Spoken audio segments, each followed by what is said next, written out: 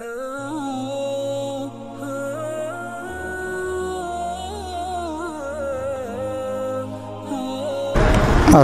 علیکم ورحمۃ اللہ وبرکاتہ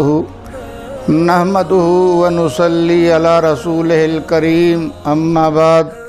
فاعوذ باللہ السمیع العلیم من الشیطان الرجیم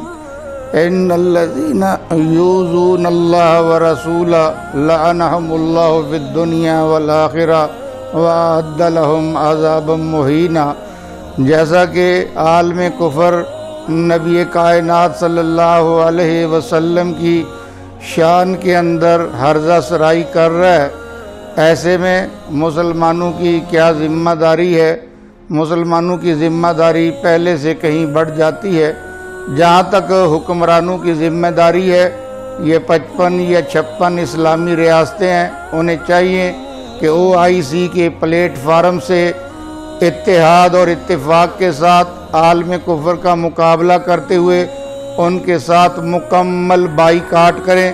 سفارتی تعلقات کو منقطع کریں اور بین الاقوامی طور پہ ان پہ پریشر ڈالیں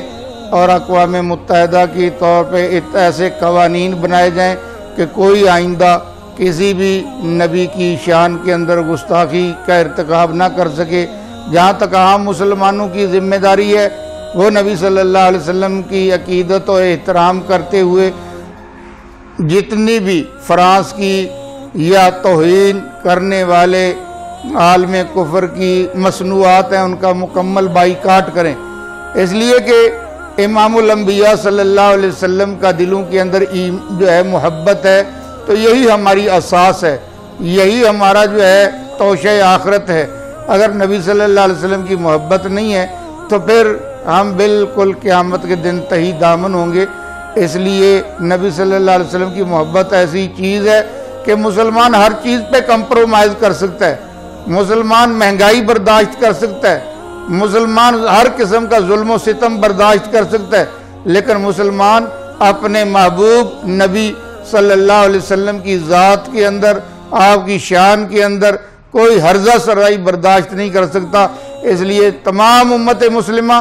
اپنے نبی صلی اللہ علیہ وسلم کی عقیدت احترام میں عملی طور پہ غیرت ایمانی کا مظاہرہ کرتے ہوئے تمام فرانسیسی مصنوعات کا بائیکاٹ کرے اور نبی صلی اللہ علیہ وسلم سے پہلے سے زیادہ عقیدت اور محبت کا